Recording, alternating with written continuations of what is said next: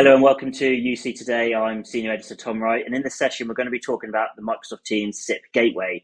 So I'm delighted to be joined by Kevin from EnableUC and Andy from Spectralink. Thanks for joining us, guys. It's good to be here, Tom. Thanks for inviting me. Yeah, it's great to have you. And I think, Kevin, it might be great to start with you. Could you talk us through sort of what SIP Gateway is and some of the recent announcements around the DECT compatibility as well? What does it all kind of mean for the Teams world?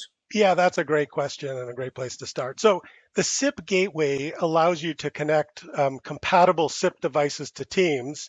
And what's great about that is maybe you have some legacy SIP phones and you can connect them.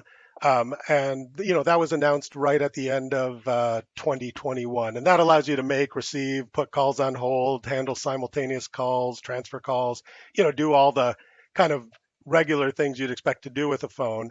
And be able to use those. One of the things to point out is to use the SIP gateway, you have to have a phone license, which means either you have an E5 or you purchase a separate phone license for Teams. And then you have to have some form of PSTN enablement, right? So that could be a Microsoft's calling plan, direct routing, or Operator Connect. And you can just go into the Teams Admin Center and basically under the voice and calling policies, you can just manage policies and turn that SIP gateway on. And the great thing is it's free. So that was announced right at the end of 2021. But what was really exciting just at the end of March 2022 and in Enterprise Connect was Microsoft announced that the SIP gateway would support DECT devices. And that really opens up some fantastic use cases where previously you really didn't want to use just regular, Teams phone devices. And so now you can use, some of the great DECT devices like the ones from Spectralink. And I think that's a great place for me to turn it back to you and have Andy talk about that. Yeah, exactly. Andy, Spectralink's obviously at the forefront of this with SIP Gateway. So talk us through kind of how you play there, and I suppose a bit more specifically about the DECT announcement, which is a bit more recent as well. Thank you. Yes. The thing that's interesting for me is we have spent the past couple of years enabling as many desk-based workers as possible to work from wherever they can that's internet connected. During that time, we've all been conscious of deskless workers, people who are running our stores, running our warehouses, our factories, or even our hospitals, and their importance.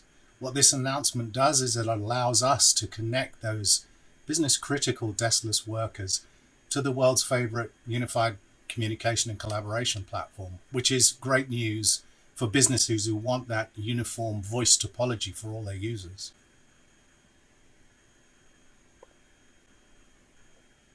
Yeah, and Kevin, I think Andy touched on a really important point there, and that's at the start of the pandemic. A lot of people might think that this migration to these platforms has already happened, and that did happen for a lot of people sat at desks, a lot of knowledge workers, but it's not quite been as easy for people on the front line to kind of get them to those platforms. So can you talk through that kind of dynamic that you're seeing in the market and also how this can help people, nudge those frontline workers towards these platforms? Yeah, certainly. Like I think we've all seen, the 270 million monthly active users of Teams, because as you said, when everybody had to go home, Teams really helped businesses continue. But a large percentage of those 270 million monthly active users don't really have the kind of the phone enablement piece. And one of the reasons is because, as Andy points out, whether you're in a hospital or frontline workers or in warehouse settings, if you really want that reliable, guaranteed quality voice, up until now, you haven't really been able to leverage DECT. And, being able to use the DECT SIP gateway means that you can bring everything into Microsoft Teams, which is fantastic because it reduces your administration burden. You have analytics across all of your users. So really, I think we're going to see a huge movement to enabling frontline workers now, which, up until now, the real focus was on kind of that desk-based knowledge worker. Yeah, and I'd just like to go to Andy for the final question, actually. Can you give us any clues about what we can expect to see from Spectralink over the coming months?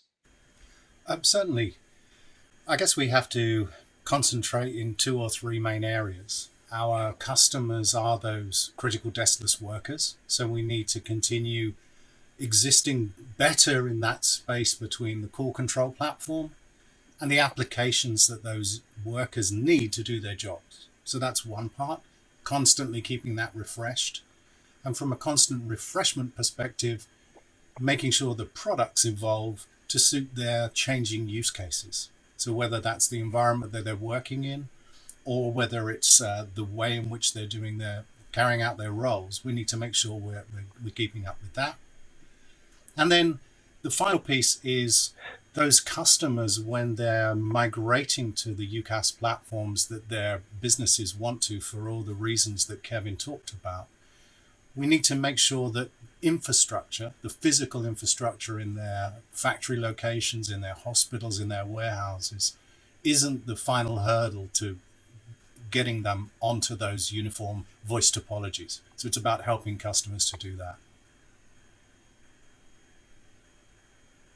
Okay, well, this is certainly going to be a very interesting topic to follow. But in the meantime, thank you both for your time. It's been great having you. Thank you. Thanks very much.